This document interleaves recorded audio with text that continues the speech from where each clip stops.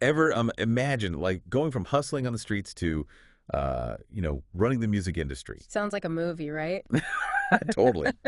But that's the story we're diving into today. Yeah. Eric Wright, later known as Eazy-E, and how he went from Compton to music mogul with NWA. It's a story that goes way deeper than just, the headlines and the straight out of Compton movie. Right. It's about ambition, struggle, and how a whole genre of music, gangster rap, was born. And you might think you know the story, but Right. but trust me, there's a lot more to it. We've got Eric's own words Yeah. from interviews, insights from music critics, even FBI files about NWA. It's wild. Yeah, we're talking about a time when hip hop was really changing and LA was becoming like the center for this new sound. Right. But before we get to the music, we got to understand the man behind it all, Eric Wright. Okay, so back to the beginning. Compton in the '80s, a place where opportunity. Sometimes it wasn't exactly legal. Yeah, definitely. Eric's story. It starts like something out of a crime novel, honestly. He was just a teenager when he started working for his cousin Horace, running drugs. Wow. It was dangerous, and it all came to a head when Horace was murdered, and Eric was left at a real crossroads. That's heavy. It's hard to imagine being that young and facing those kinds of choices. Yeah. But what's amazing is that he used that experience to learn how to be a businessman, even in that world. He had a talent for it, yeah, but the danger was always there. By his early 20s, he was getting disillusioned. I can imagine. And then there was this turning point. He heard a cassette tape by a young DJ named Dr. Dre. Oh, wow. So that's what sparked his love for music. Exactly. And this wasn't just any music. This was a new sound, a West Coast style, different from anything coming out of New York. Right, right. You can see how everything's starting to come together. He had street smarts, business sense, and now this passion for music. So what happened next? He thought about opening a record store,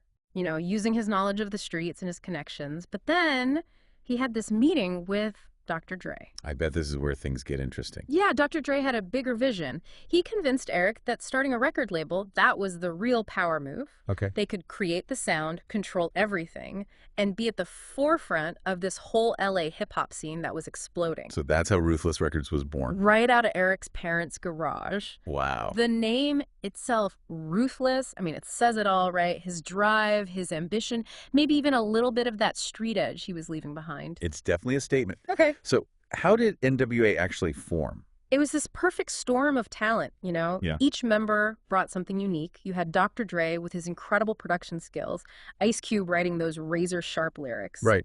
And of course, Eazy-E, that's what Eric was calling himself now. He brought that street cred, that raw energy to his rapping. And the name, NWA.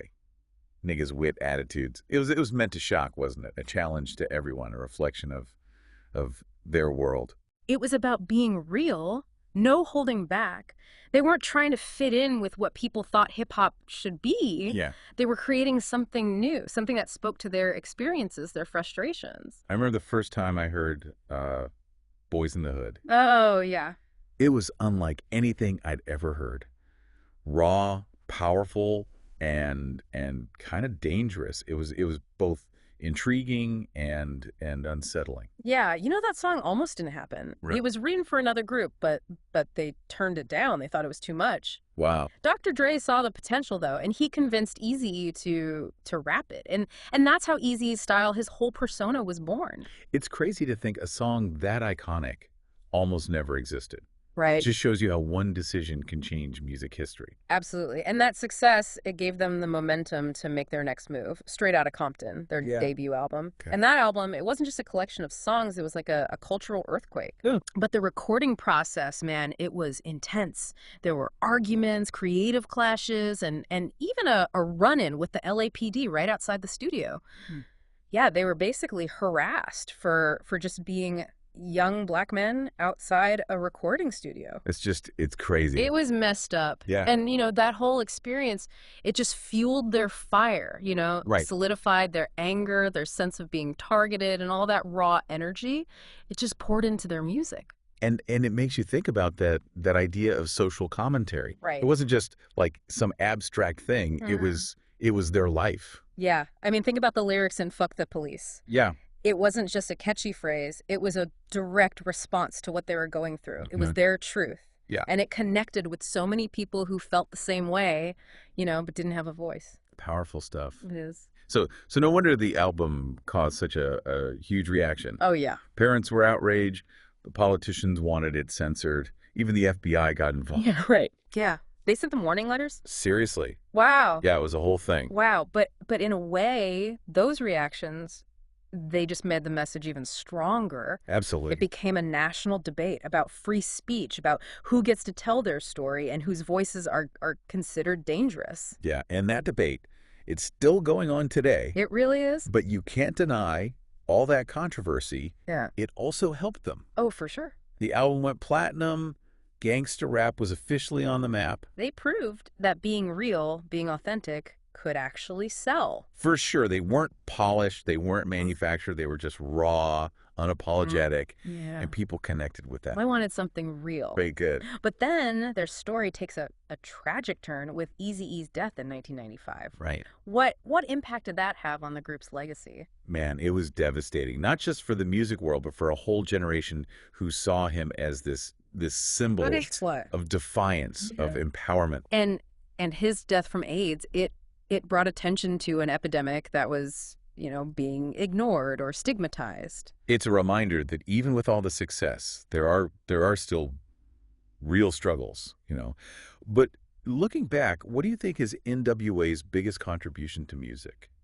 I think they shattered this idea that hip-hop had to sound a certain way or come from a specific place. Right. Yeah. They brought the streets, the anger, the frustration, all of it into the mainstream. Some people would say that their music glorified violence or misogyny. Mm-hmm. How do you reconcile that with the social commentary we've been talking about? It's a tough question, and it's a conversation that still surrounds hip-hop today. Yeah. Their music was a reflection of a very harsh reality, and some of the language and imagery they used, it can be problematic. I hear that. But to say that their whole body of work was just about glorifying negativity, I think that misses the point. Right. It's more complex than that. So it's about understanding the context, the world they lived in, the frustrations they were expressing, the power dynamics they were challenging. Exactly. It's about recognizing the nuances, the contradictions, the fact that art isn't always just good or bad. Mm-hmm. It can be both. Yeah. And it can make us have difficult conversations. That's a good point. So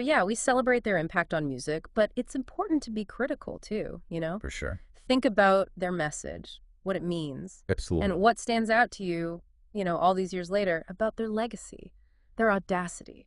What do you mean? They didn't ask for permission. They just demanded to be heard. They didn't care about being palatable. They didn't care about fitting in. Right. And by doing that, they opened doors for so many other artists to be themselves, to be real, even if it made people uncomfortable. That's a powerful legacy. It is. And it's that authenticity, that rawness that still draws people to their music today.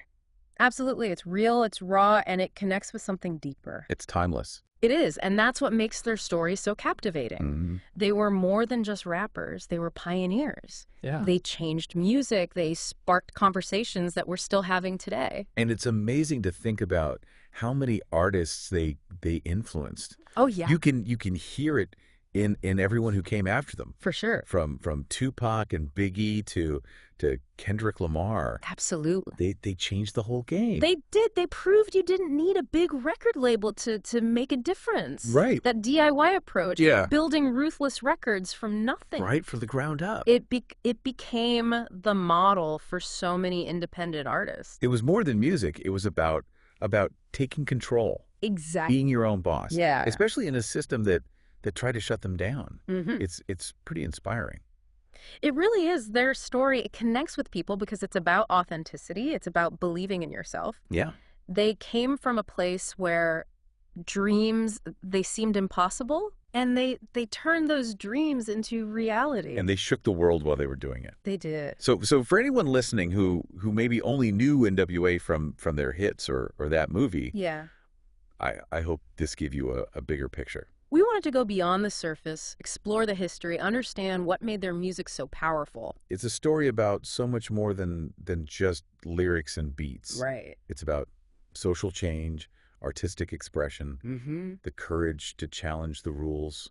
And they showed that music can be a way to give a voice to the voiceless, Yeah. to hold up a mirror to society. And that legacy, it continues to inspire. Absolutely. Think about it. What if NWA never happened? Yeah, that's a good question. How would hip hop have changed? Would we even have Gangster Act as we know it? I don't know. It's hard to say. But their impact is undeniable. For sure. They changed music. They started conversations about race, about power, about representation. Like those conversations are still going on. They are. Their music, it's challenging, it's rewarding, it makes you think. And it reminds us that music can be more than just entertainment. Right. It can reflect the world around us. Mm-hmm. It can be a force for change. And it can give power to those who are often ignored. Exactly. If this deep dive sparked your interest, I encourage you to keep exploring. Yeah. Listen to their music. Learn about hip-hop history. And think about how those themes they tackled are still relevant today. There's a whole world of music out there waiting to be discovered. And we'll be here to guide you through it.